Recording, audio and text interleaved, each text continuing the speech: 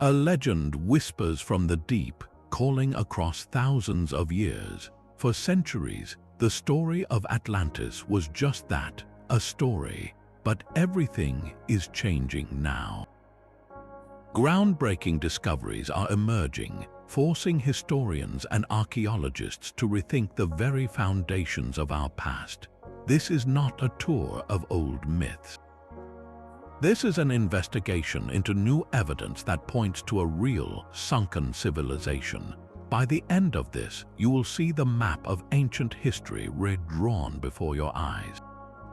We have satellite images of impossible formations and geological proof of vanished continents. What truly lies beneath the waves, and why did it fall? Do you believe a single catastrophe could erase an entire world from memory? The entire legend begins with a single man writing in his Athens academy over 2,000 years ago.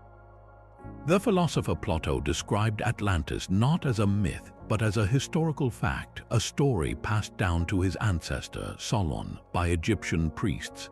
He laid out this incredible account in two of his famous dialogues, Timaeus and Critias.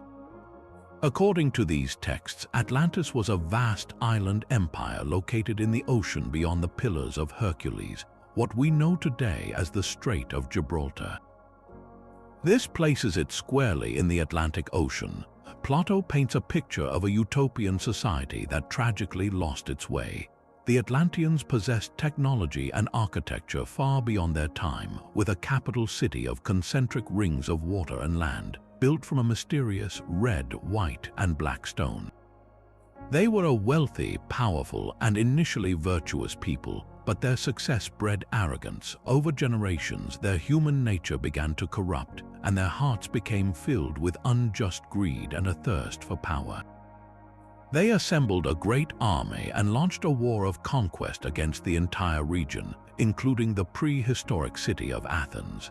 It was at this moment of peak conflict, as the noble Athenians stood against the invading Atlanteans, that the cosmos itself seemed to intervene. In a single day and night of misfortune, as Plato chillingly writes, the entire island of Atlantis was swallowed by the sea and vanished. Earthquakes of unimaginable violence and catastrophic floods shattered the land, dragging every trace of this advanced civilization beneath the waves forever.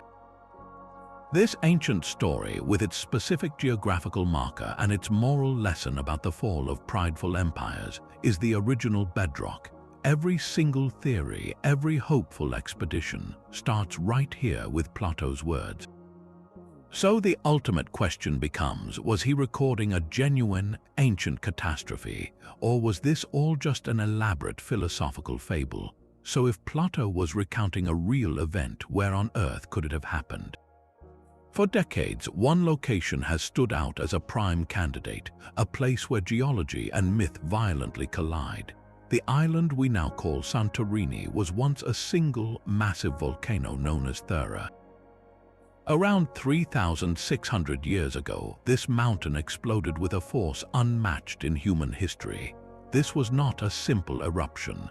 It was a world-ending event for anyone living nearby. Thera detonated with the energy of several hundred atomic bombs, blasting cubic miles of rock and ash into the sky. The center of the island collapsed into a void of magma, instantly creating the vast, deep water caldera that defines Santorini's landscape today. But the horror did not stop there. The sudden collapse of such a colossal landmass into the sea triggered tsunamis of unimaginable height and power. Walls of water, hundreds of feet high, radiated outward across the Aegean Sea, traveling at the speed of a jet aircraft. They would have reached the shores of Crete, the heart of the sophisticated Minoan civilization, in less than 30 minutes. Imagine a wave taller than the Statue of Liberty crashing without warning onto coastal cities. The Minoans were a vibrant, advanced society with sprawling palace complexes, vibrant art, and running water. In a single day and night, their world was shattered. The tsunamis scoured their ports and coastal settlements, dragging ships, buildings, and entire communities into the sea. The subsequent ash fall would have blotted out the sun for weeks, creating a volcanic winter that crippled agriculture and choked the life from the island. This real-world cataclysm mirrors Plato's story with haunting precision. A powerful, advanced civilization virtually erased from the map by a sudden geological disaster. Over centuries, could the memory of the Minoans, filtered through Egyptian traders and then passed to Solon, have transformed into the legend of Atlantis? The timeline is not a perfect match for Plato's given date, but the sheer scale of the destruction fits. It provides a tangible, terrifying explanation for how an entire culture could simply vanish beneath the waves, leaving only a ghost of a story behind. Yet the smoking gun for Atlantis may not be on land, but hidden beneath the waves. Modern technology has given us the tools to scan the ocean floor with an eagle's eye, revealing secrets that were once invisible. Satellite radar and advanced sonar mapping can detect subtle variations in the seabed, painting a picture of the underwater landscape. In several locations, these scans have uncovered something startling. Off the coast of Cuba, for instance, sonar images revealed a sprawling series of geometric formations resting over 2,000 feet down. The structures appear to be laid out with a symmetry that nature rarely produces, suggesting vast platforms, pyramids, and even roads. Similar findings near the Bahamas have captivated explorers. The most famous of these is the Bimini Road, a long, straight line of massive, rectangular limestone blocks that looks uncannily like a sunken causeway or a collapsed wall. When divers first discovered it, the perfectly aligned stones seemed too orderly to be a natural formation. Could this be the remnants of a harbor, a breakwater, or a foundation from a lost city? The debate among geologists and archaeologists is fierce. Skeptics argue these are examples of beach rock, a natural geological process where stone fractures into blocky shapes. But proponents point to the precise angles and the sheer scale of the arrangements. If these are just random acts of nature, they ask, why do they so consistently resemble the layouts of ancient, man-made sites we find on dry land? Each new sonar ping from the deep adds another piece to a global puzzle, hinting that our ancestors may have built on coastlines that are now drowned, their stories preserved not in text but in stone at the bottom of the sea. But what if the true location of Atlantis has been hiding in plain sight all along, not beneath the ocean, but in the middle of a vast desert? In the barren expanse of the Sahara in Mauritania lies a geological marvel known as the Richat structure, a formation so massive and perfectly circular it is best viewed from space. From that vantage point, it looks exactly like a giant bullseye, a series of concentric rings alternating between resistant ridges and eroded valleys. To anyone reading Plato's description of Atlantis with fresh eyes, the resemblance is breathtaking. He wrote of a capital city built on a plain, surrounded by concentric rings of land and water. The Richat structure mirrors this layout with an almost uncanny precision. The outer diameter of the main ring matches the dimensions Plato gave for the metropolis of Atlantis with startling accuracy. Its location also presents a fascinating puzzle. Plato said Atlantis was situated beyond the Pillars of Hercules. Most assume this means to the west, out in the Atlantic. But what if it meant to the south? The Richat structure lies directly to the south of the Strait of Gibraltar, fitting that directional interpretation perfectly. Proponents of this theory argue that a cataclysmic event, perhaps a massive flood or a sudden shift in climate, could have devastated the area, turning a lush, habitable land into the desert we see today and erasing all but the stone foundations of a great city. The geological counterargument is, of course, formidable. Mainstream science classifies the Richat structure as a symmetrical anticline, a dome of layered rock that has been eroded over hundreds of millions of years. The different rings are simply layers of varying hardness, worn away at different rates by wind and water. It is a completely natural phenomenon, a beautiful accident of geology.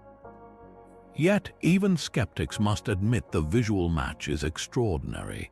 Could an ancient memory of this place, passed down through generations and across cultures, have inspired Plato's tale?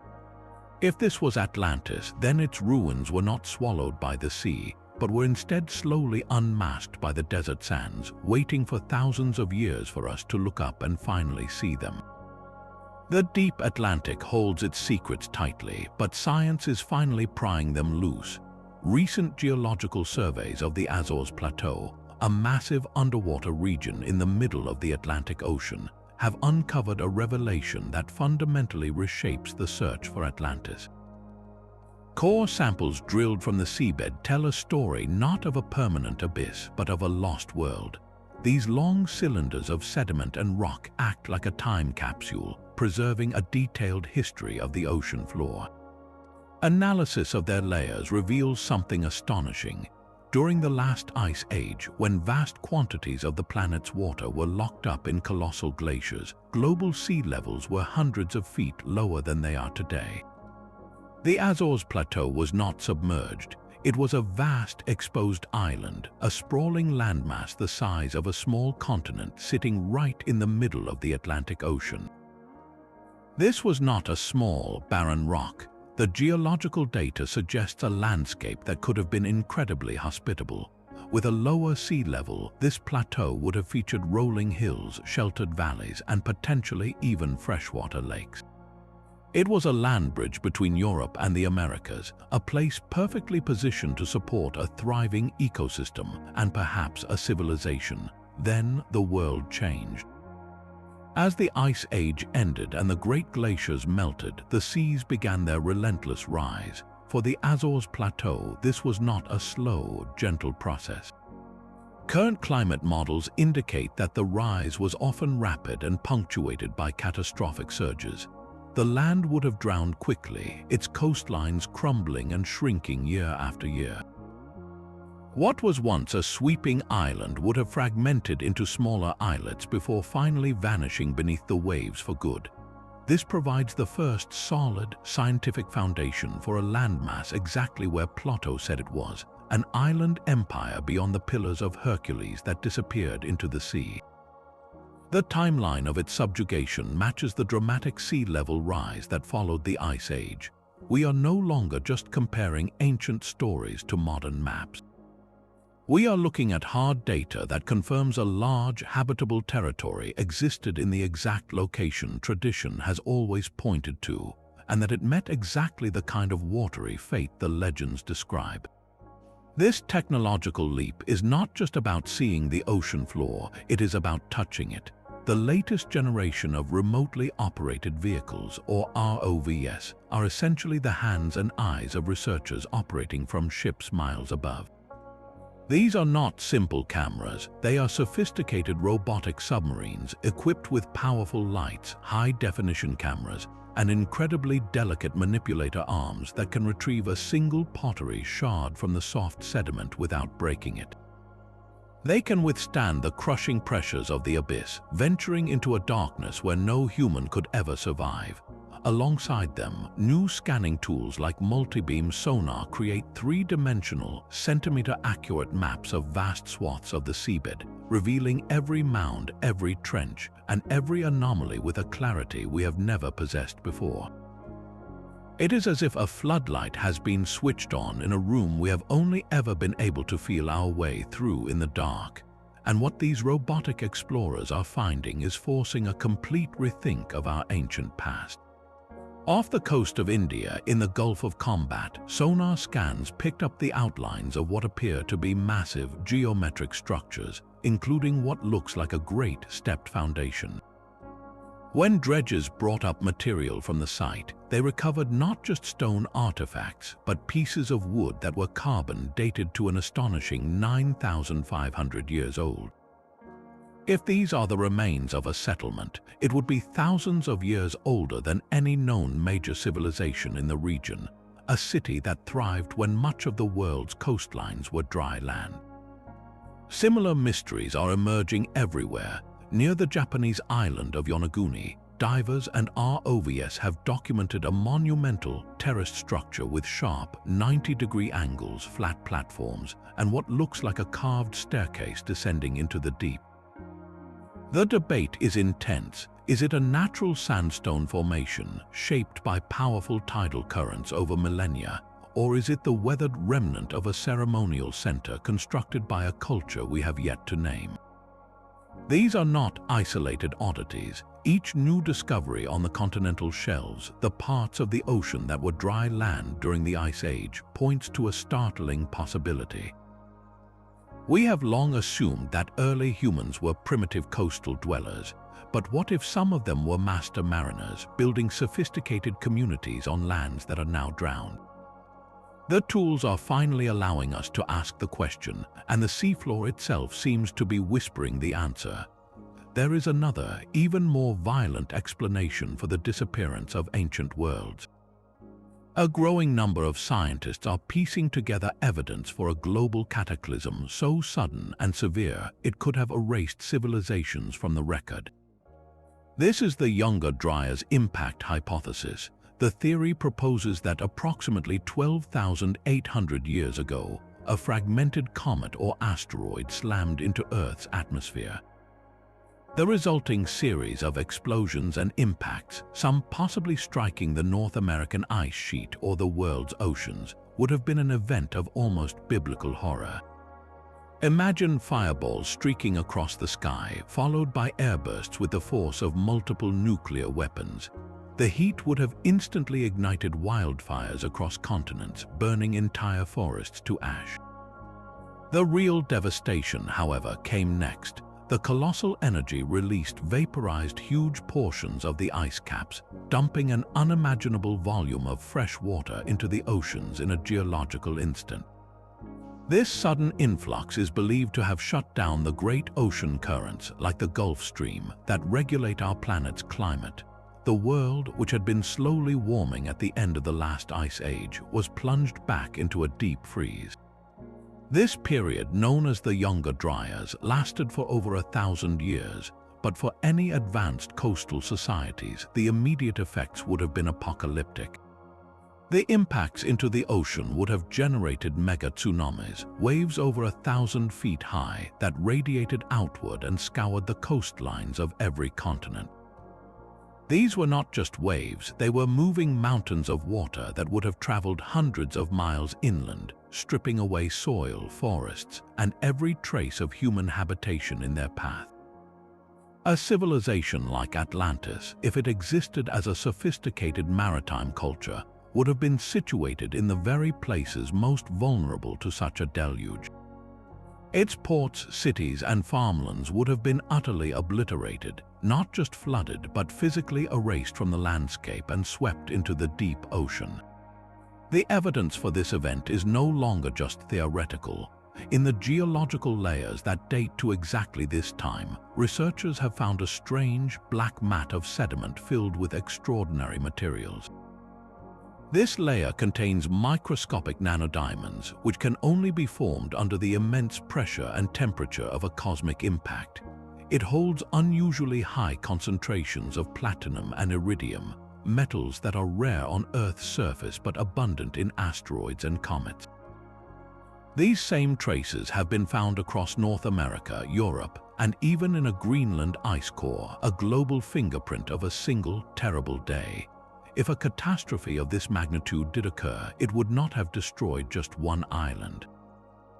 It would have been a global reset button, wiping the slate clean for countless coastal peoples and burying their stories so deep that only the most resilient legends, like that of a great flood and a sunken city, could survive.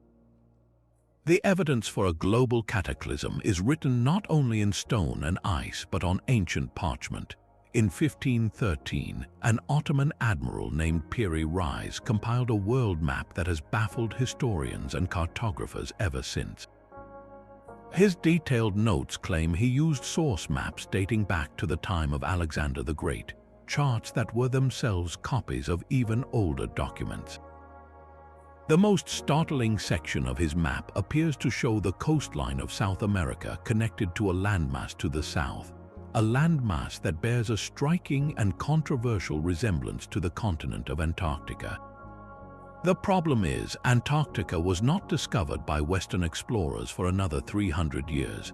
Even more perplexing, the coastline on the Piri Reis map does not match the icy, glacier-choked continent we know today. Instead, it seems to depict the land as it would appear without its mile-thick ice cap, a configuration that has not existed for millions of years. This is not an isolated anomaly. Other medieval portolan charts, known for their startlingly accurate coastlines, contain similar impossibilities. The Orontius Phineus map of 1531 shows Antarctica with what appear to be realistic river systems and fjords, features completely buried and invisible under the present ice sheet. How could Renaissance mapmakers, with their primitive navigation tools, have known the true shape of a continent they never visited, a shape hidden under eons of ice? The most compelling theory is that these maps are not original works of genius, but surviving copies of a far more ancient knowledge. They are the ghost images, the faded photocopies, of charts created by a sophisticated seafaring civilization that explored the entire globe during the last ice age. When sea levels were lower and the coastlines were different, this lost culture could have mapped the world as it truly was, including an ice-free Antarctica. Their original maps would have been priceless treasures, copied and recopied over thousands of years, slowly degrading but never entirely losing their core geographical truth.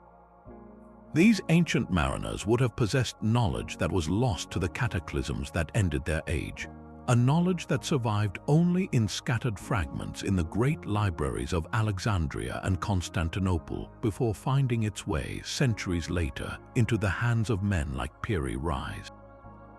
If this is true, then these maps are not mere curiosities. They are a silent testimony to a forgotten chapter of human history, a world where someone long before us had the skill and the courage to chart the entire planet.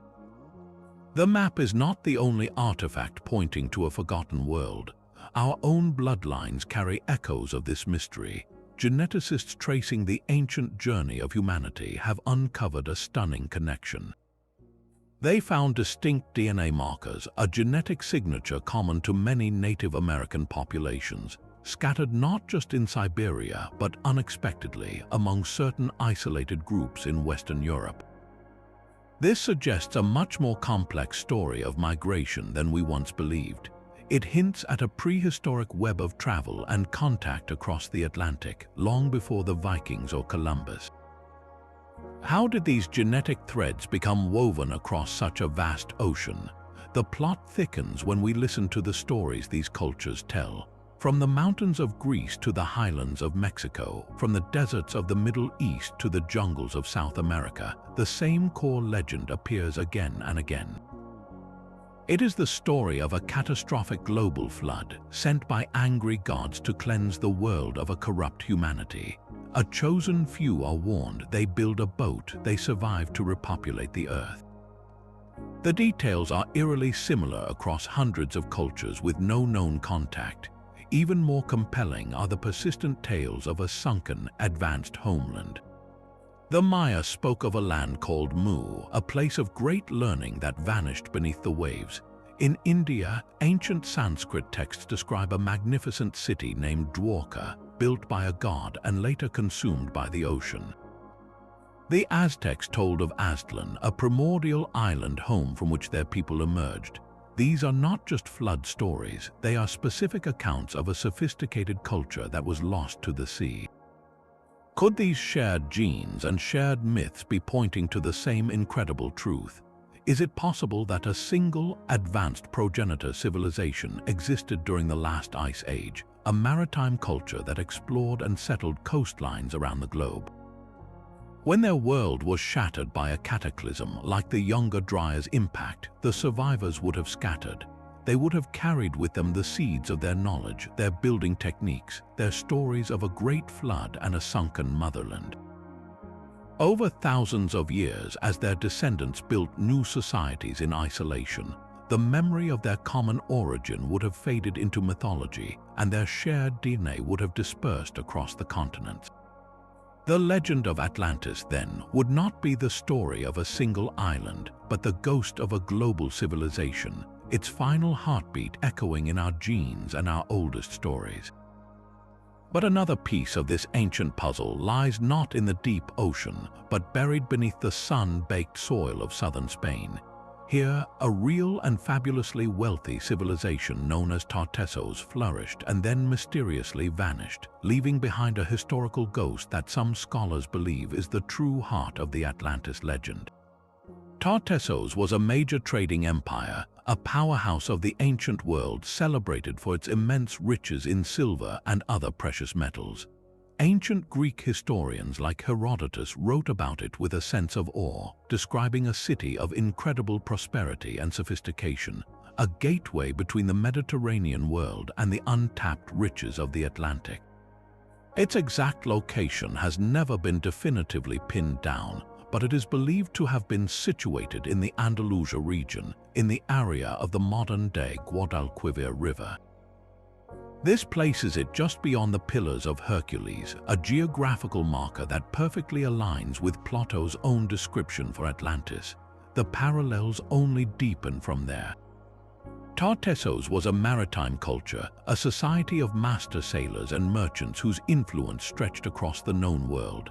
They were advanced, they were powerful, and then around 2,500 years ago, they simply disappeared from the historical record. There is no clear account of what happened to them, no chronicle of a war that destroyed them, no story of a slow decline. One moment they were a dominant force in the ancient economy, and the next they were gone. This sudden erasure is a historical vacuum that begs for an explanation. Could a catastrophic event, perhaps a devastating earthquake or a tsunami generated by a seismic shift in the nearby Atlantic, have swallowed their coastal capital in a single day and night of misfortune? Such a disaster would have perfectly mirrored the fate Plato ascribed to Atlantis, wiping a great city from the map so completely that only vague, glorified memories of its wealth and power remained. The theory suggests that these memories, filtered through Egyptian traders and passed down through generations, could have been the historical kernel that Plato later dressed in philosophical parable. Tartessos offers a tantalizing possibility that the legend of Atlantis was not born from pure imagination, but from the whispered, fragmented history of a real civilization that met a sudden, catastrophic, and watery end. Plato's description of a civilization with technology that seemed like magic forces us to ask a difficult question. What if the advanced nature of Atlantis was not mere philosophical decoration, but a distorted memory of a real technological peak? Consider the Antikythera mechanism, a corroded bronze artifact recovered from an ancient shipwreck. For decades, it was a curiosity, a lump of metal and decay. Then, modern imaging revealed the truth. It was not a simple ornament. It was an extraordinarily complex, hand-cranked mechanical computer, a device with over 30 interlocking bronze gears that could predict planetary movements, lunar phases, and even the timing of Olympic Games with stunning accuracy. This was not primitive technology. This was a level of engineering precision and astronomical understanding that historians believed was impossible for its time over 2,000 years ago.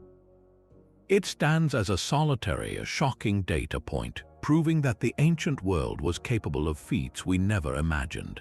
And it is not alone. At sites like Puma Punku in Bolivia, we find stone blocks cut with such geometric perfection, such razor-sharp edges and bore holes that seem drilled by machine, that they defy simple explanation with copper chisels and stone hammers.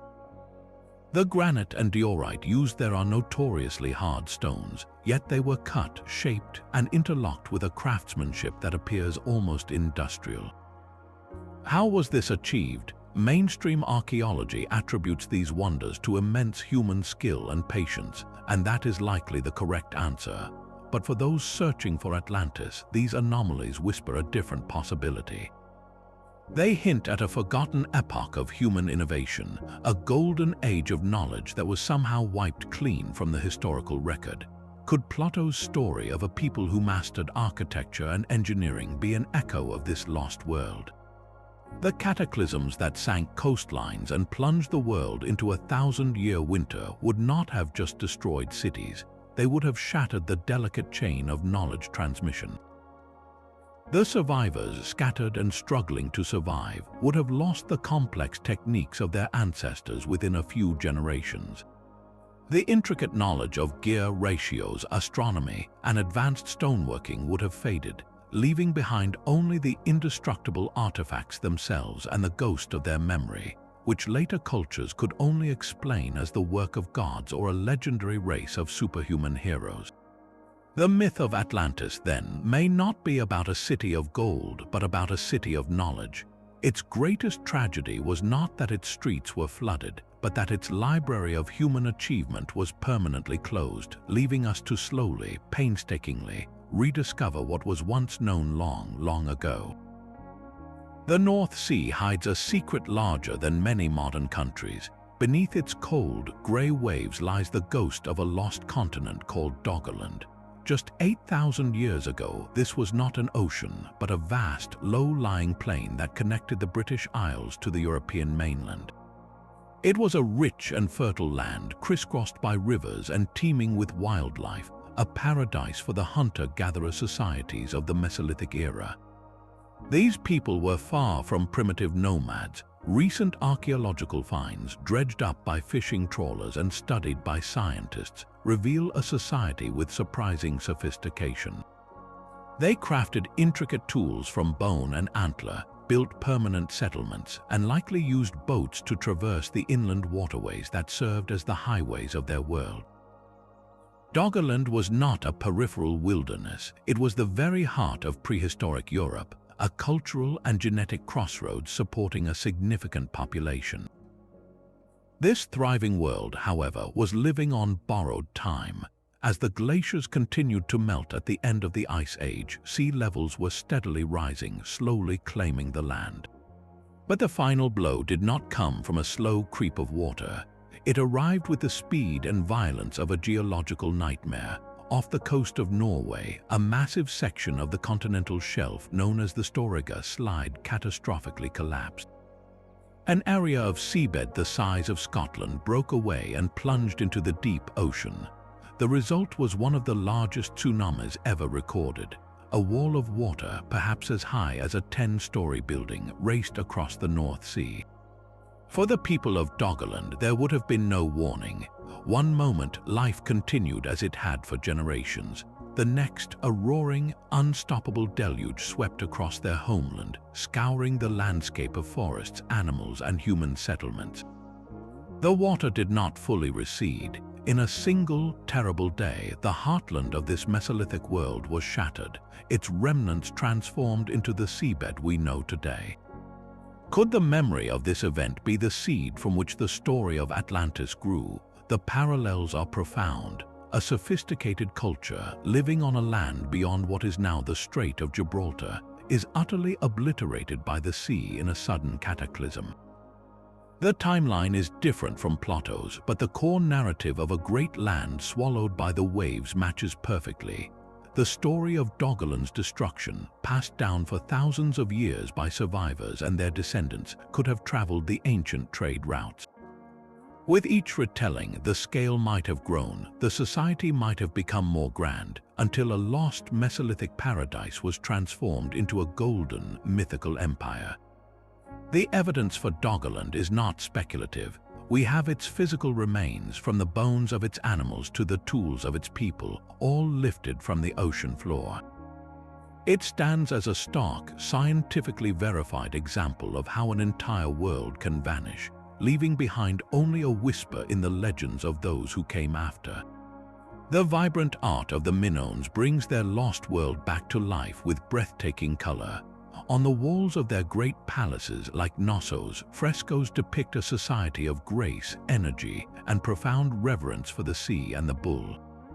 We see lithe athletes, both young men and women, engaged in the incredibly dangerous ritual of bull leaping, grasping the horns of a charging bull and somersaulting over its back. This was not a mere sport, it was a sacred ceremony, a display of human courage and divine favor, central to their cultural identity. Now read Plato's description of Atlantis again. He writes of a people who held ceremonial games that included bulls, and of a central temple where sacrifices were made to the gods. The parallel is not just a vague similarity. It is a direct, tangible link. The Minoan bull cult provides the exact cultural blueprint for the rituals Plato described, but the connections run even deeper. The Minoans were a thalassocracy, a sea empire. Their art is filled with dolphins, octopuses, and ships, celebrating their mastery of the Mediterranean.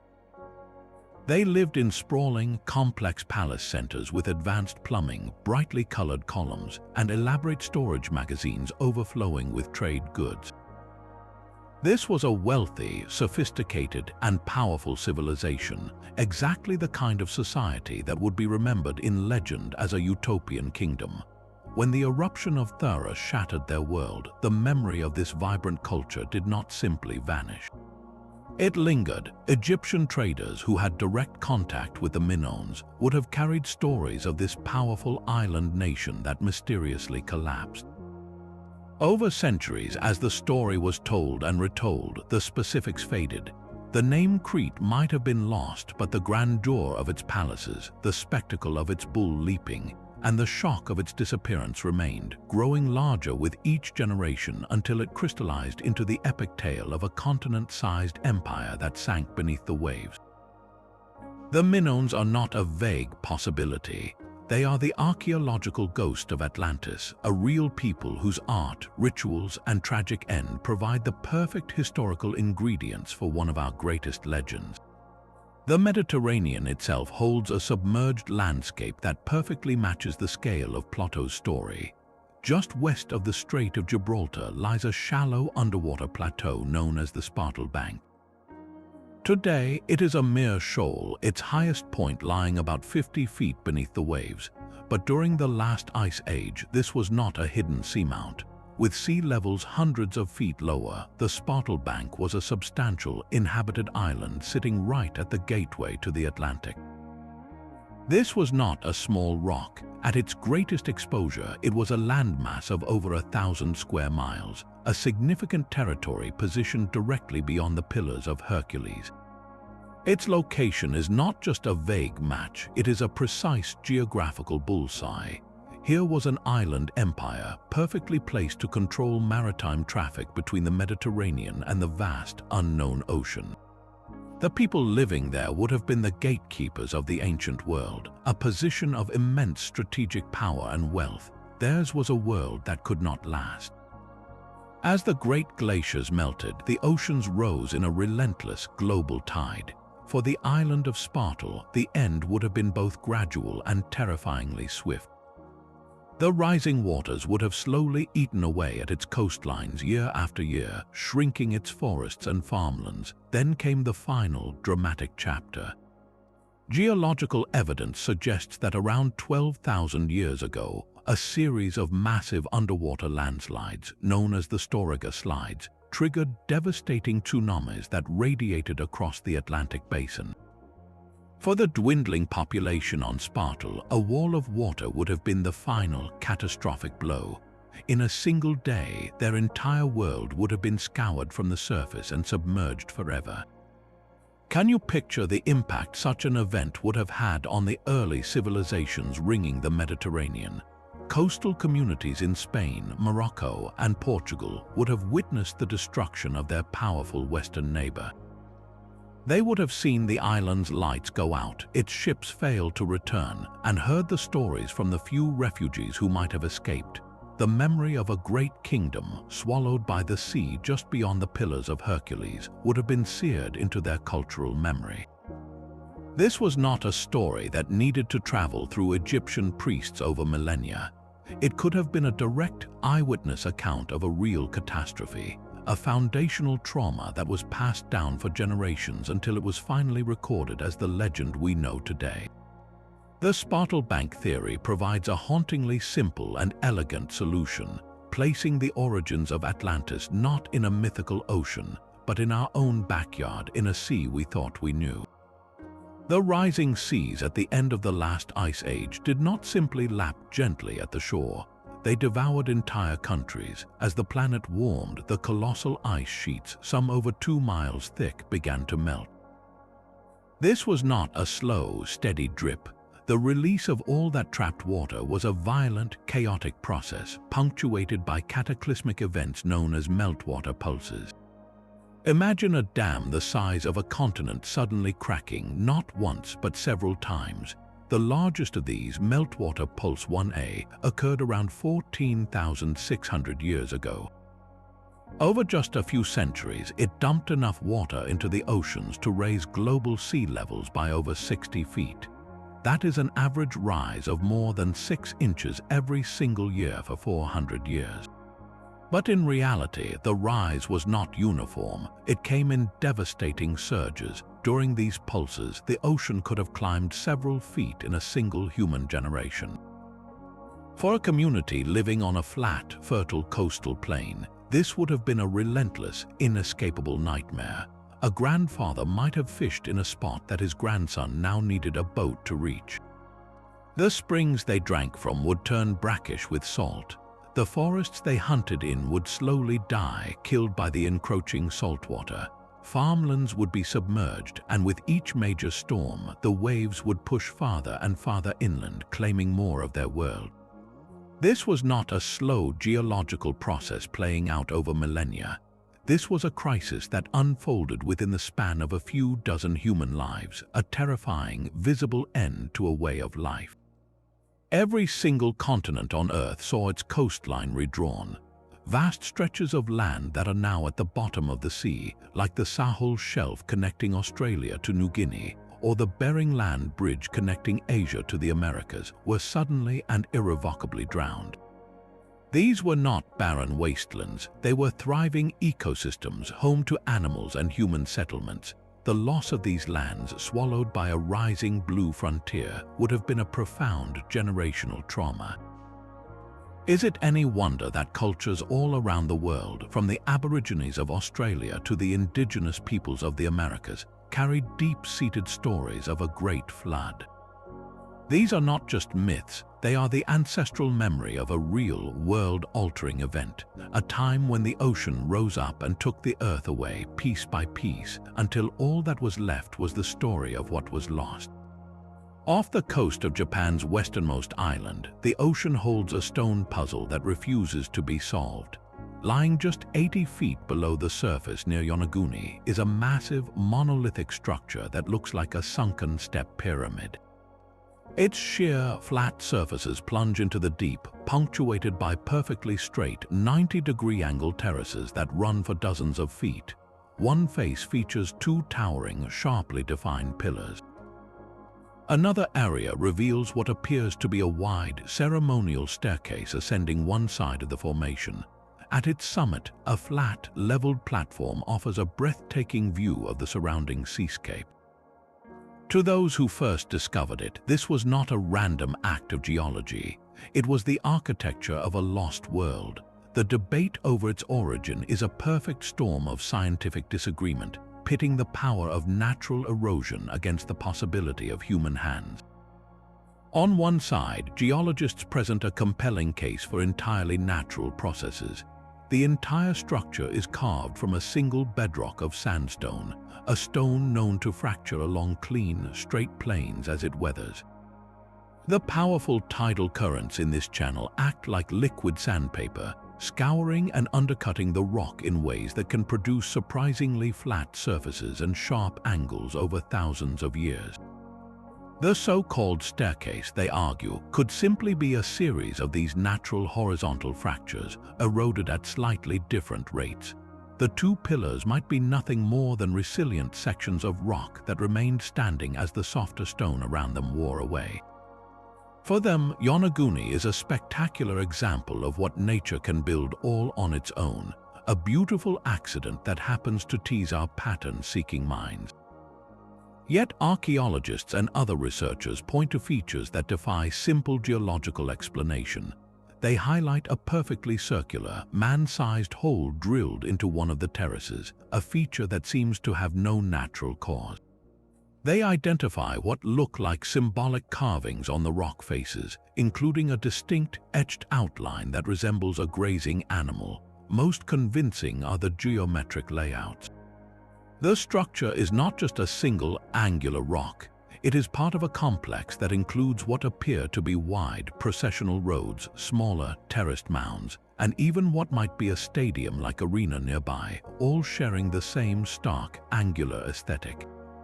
If this is all natural, they ask, why do these disparate elements come together in a way that so strongly mimics the layouts of known terrestrial ceremonial centers? The controversy reveals the fundamental challenge of underwater archaeology. How do you prove human intention when the only witness is the sea?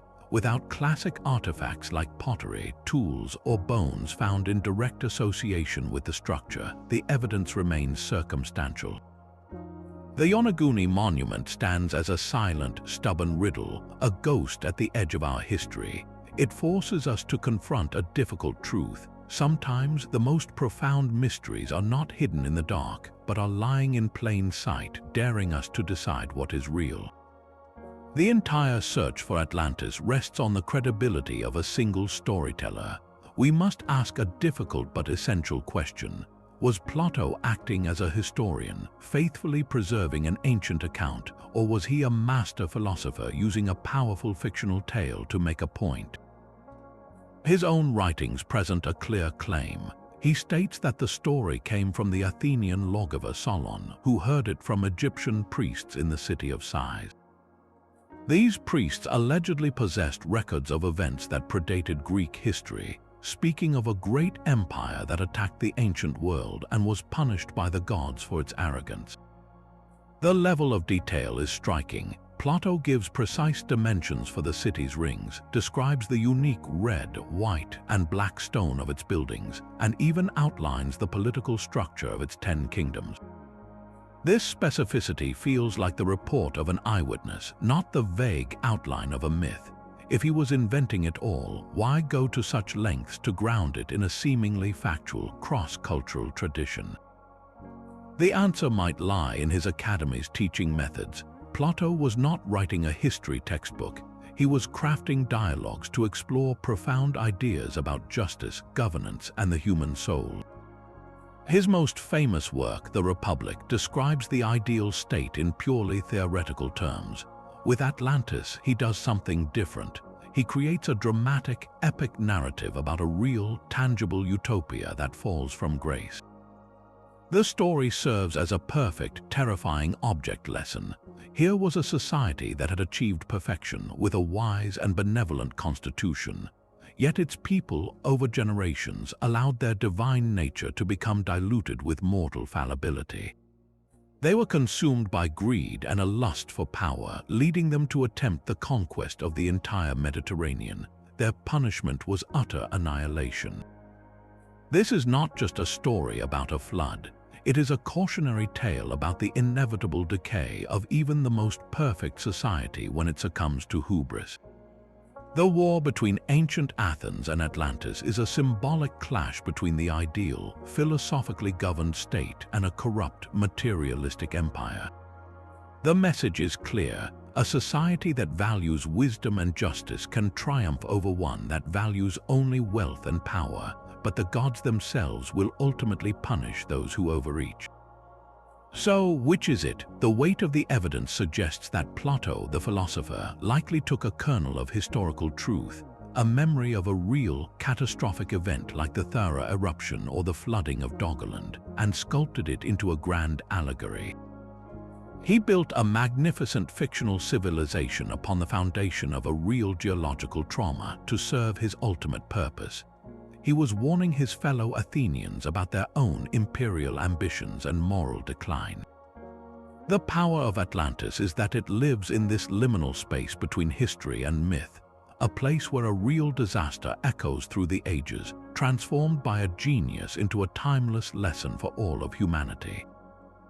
But this powerful legend has also been fertile ground for fiction. In the late 19th century, a Minnesota congressman named Ignatius Donnelly published a book that would change the search for Atlantis forever. He argued that Plato's account was literal history and that Atlantis was the true mother culture of all ancient civilizations. Donnelly claimed that its survivors spread across the globe, bringing their knowledge of pyramid building, agriculture, and writing to the Egyptians, the Maya, and others. His work was a sensation, but it was built on a foundation of selective evidence and wild speculation, blending archaeology with spiritualism. This tradition was amplified decades later by the famous psychic Edgar Cayce. While in a trance state, Cayce gave hundreds of readings about Atlantis, describing its advanced technology, including powerful energy crystals that ultimately led to its destruction. He even predicted that Atlantis would rise from the ocean near the Bahamas in the late 1960s. These figures, though not scientists, captured the public's imagination and created a new, modern mythos where psychic intuition and historical mystery became intertwined. This fusion of speculation and story was then cemented by popular culture.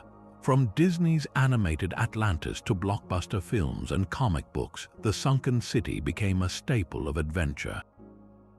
We see it depicted with gleaming spires, futuristic technology, and ancient magic, a visually spectacular playground for heroes and explorers.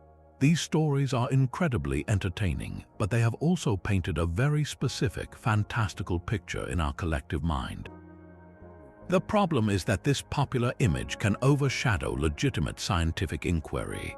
When a new underwater formation is discovered, it is immediately compared to the crystal-powered metropolis of film, not the more plausible, real-world archaeological sites like the Minoan palaces. This makes the serious, often slow-moving work of geologists and marine archaeologists seem dull by comparison.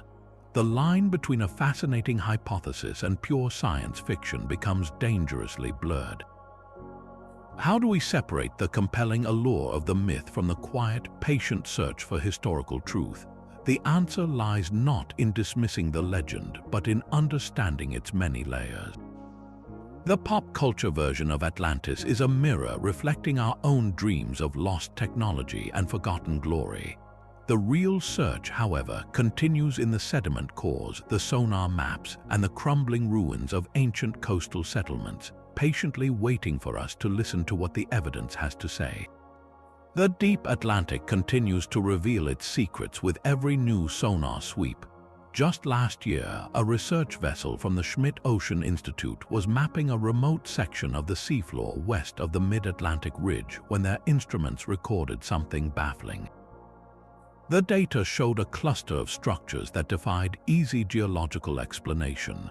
Rising from the abyssal plain were a series of towering, angular formations, some reaching heights of over 100 feet.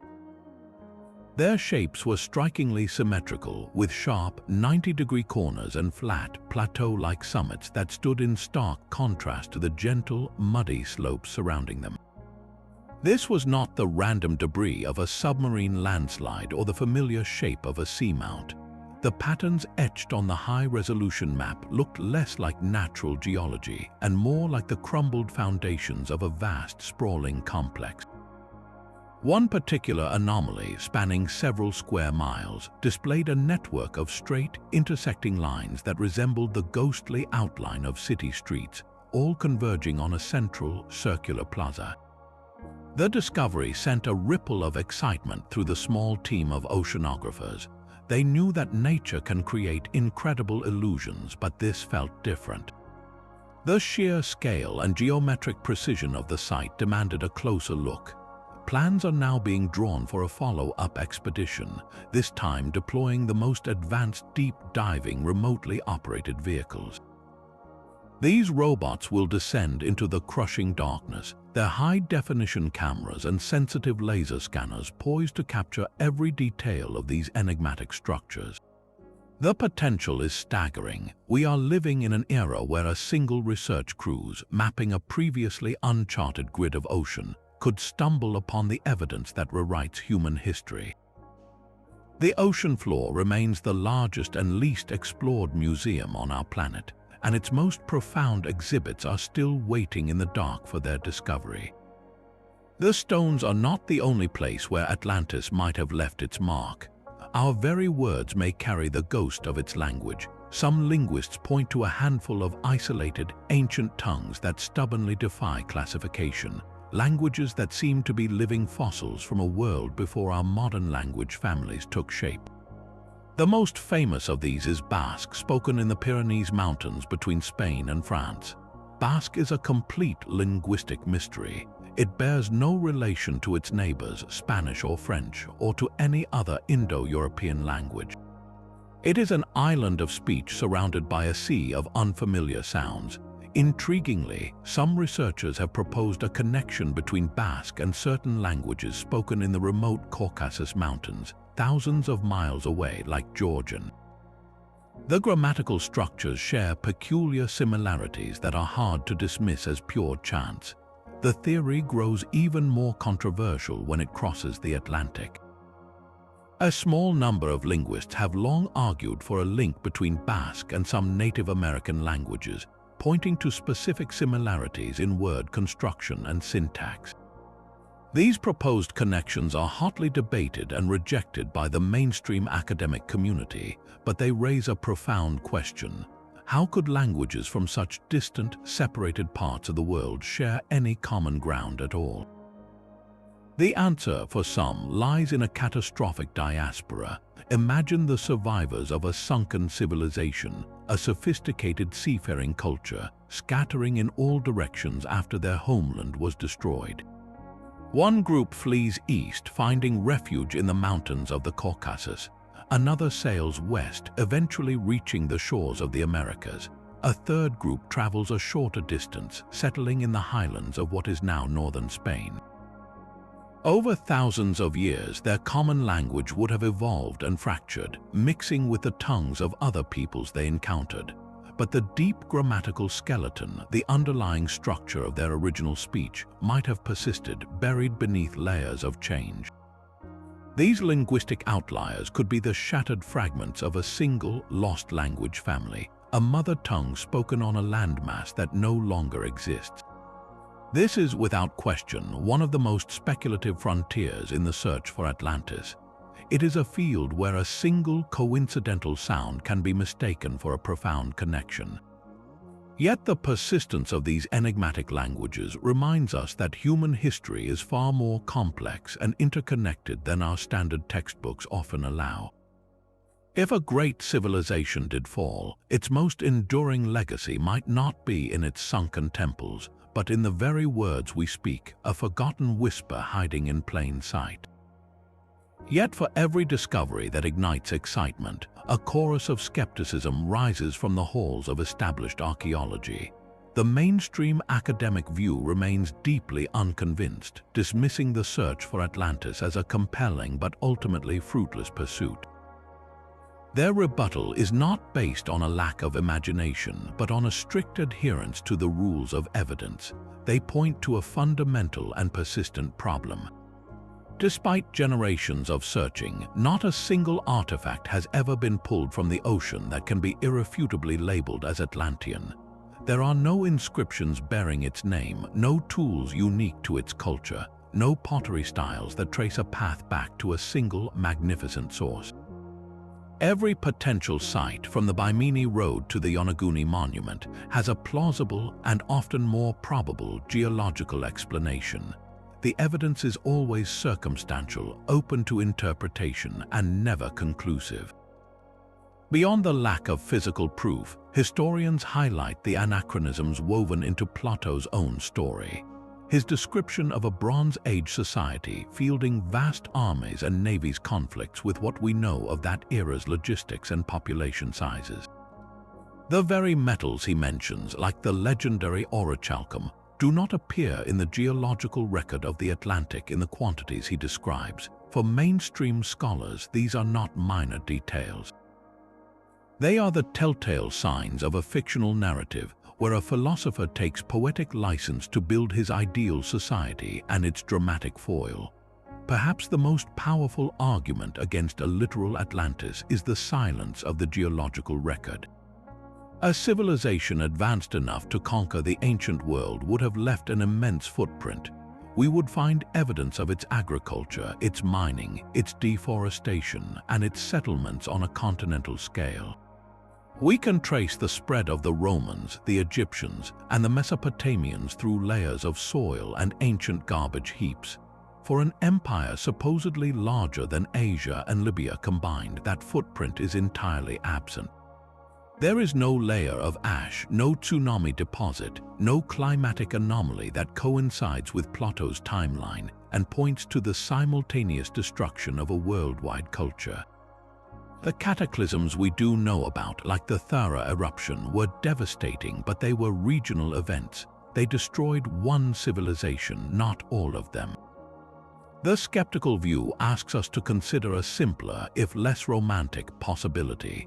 The human mind is a brilliant pattern-making machine, and we are storytellers by nature.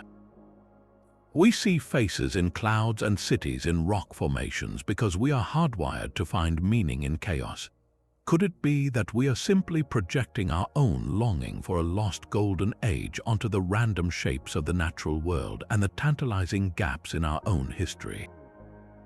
The search for Atlantis, they argue, reveals more about us than it does about the past. So we are left with a puzzle scattered across the globe, its pieces resting on the ocean floor, hidden in our genes and whispered in our oldest stories. No single clue can stand alone as definitive proof. The perfectly straight lines of a Bimini road can be dismissed as beach rock. The submerged island of the Azores Plateau is just geology. The genetic links across the Atlantic could be coincidence. Even the Minoan collapse, while a perfect parallel, does not match Plato's timeline exactly. When viewed in isolation, each piece of evidence has a plausible, non-Atlantean explanation. But science, like a detective solving a crime, does not rely on a single fingerprint. It builds a case on the cumulative weight of all the evidence, on the sheer number of coincidences that point in one direction, and here the coincidences are staggering. We have geological proof that vast habitable lands were swallowed by rising seas at the end of the last ice age, exactly the kind of event that would generate global flood myths. We have archaeological anomalies like the Antikythera mechanism and Puma Punku that hint at pockets of advanced knowledge which seem to appear out of nowhere.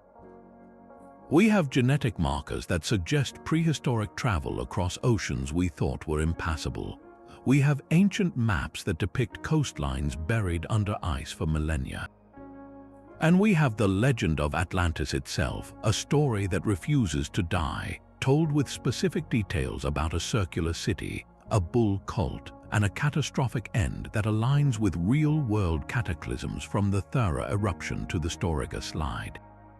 When you pull all these threads together, they do not form a tapestry of pure fantasy. They weave a picture of a forgotten chapter in human history.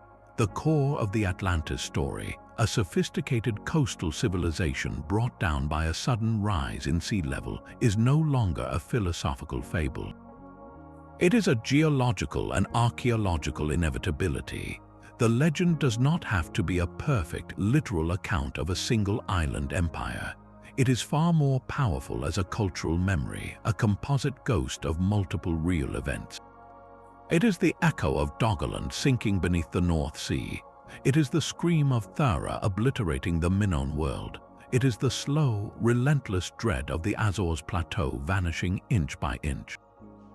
These traumas, experienced by different peoples in different times, would have been seared into the human psyche over thousands of years as stories were traded along ancient shipping routes. These separate memories could have merged into one grand, unifying myth of a golden age lost to the waves.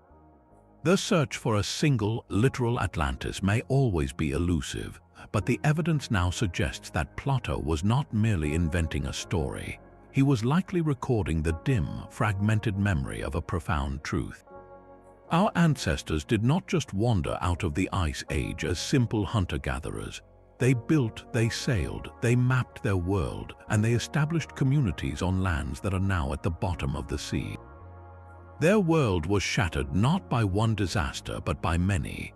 The story of Atlantis is their epitaph, a warning carved not in stone, but in the collective memory of humanity, reminding us of the fragile line we walk between civilization and the abyss. The story of Atlantis is far more than a relic of ancient mythology. It is a mirror held up to our own modern world, reflecting dangers we are only now beginning to fully comprehend. This ancient tale of a society that reached the peak of prosperity, only to be destroyed by its own arrogance and a sudden geological shift, carries an urgent warning for us today. We face our own version of the Atlantean dilemma, not from angry gods, but from the consequences of our own actions. Our relentless consumption of resources, our alteration of the very atmosphere, and our assumption of dominance over nature echo the hubris that Plato described. The rising seas that swallowed that legendary island are no longer a myth. They are a measurable, accelerating reality for coastal cities across the globe. The search for Atlantis, then, becomes a profoundly personal quest. It is a search for our own past, for the lost chapters of human resilience and failure, but it is also a search for our future. What does it take for a civilization to collapse? The ruins beneath the waves, whether literal or symbolic, suggest that the fall is never just about one bad day. It is about a slow decay of values, a turning away from sustainability, and a refusal to heed the warnings of a changing world until it is too late. The allegory is undeniable. We are the advanced civilization, blessed with technology that would seem like magic to our ancestors. Yet we are also the ones straining the planet's systems, pushing against environmental pillars that have supported human life for millennia. The lesson of Atlantis is not that disaster is inevitable. It is that no civilization, no matter how grand or technologically powerful, is immune to the forces of nature it unleashes. This is why the legend endures. It speaks to a deep-seated anxiety about the fragility of our own world, and a hope that by understanding the past, we might yet chart a different course. The ghost of Atlantis calls to us not from the ocean floor, but from the future we are creating right now. The most compelling new evidence no longer relies on ancient texts, but on the hard data of modern science. Geological surveys confirm the Azores Plateau was a vast, habitable island in the exact location Plato described, a landmass that sank beneath the rising seas at the end of the last ice age. This is not speculation, it is a fact written in the sediment cores pulled from the Atlantic floor. This single discovery transforms Atlantis from a philosophical fable into a geological possibility. We can now point to a real place on the map and say, a civilization could have thrived here. This tangible evidence is amplified by a chorus of global memory. From the mountains of Greece to the jungles of Mexico, the same story of a catastrophic flood and a sunken homeland is told by cultures with no known connection. These are not coincidences, they are the fragmented echoes of a real, shared trauma, a generational memory of coastlines drowning and worlds lost forever. The mystery of Atlantis is more alive today than it has been in centuries. It is no longer a question of if a sophisticated culture could have been erased by the sea, but how many and what their legacy truly was. Our history is not a completed book, but a manuscript with entire chapters still missing, pages waiting to be lifted from the ocean floor. So keep questioning the established narratives. Look at the old maps with fresh eyes and listen to the ancient stories not as myths, but as reports from the edge of a forgotten world. The search is far from over. Tell us in the comments what piece of evidence convinces you. Where do you think the truth of this lost world is hiding? Your curiosity is the most important tool in this ongoing investigation.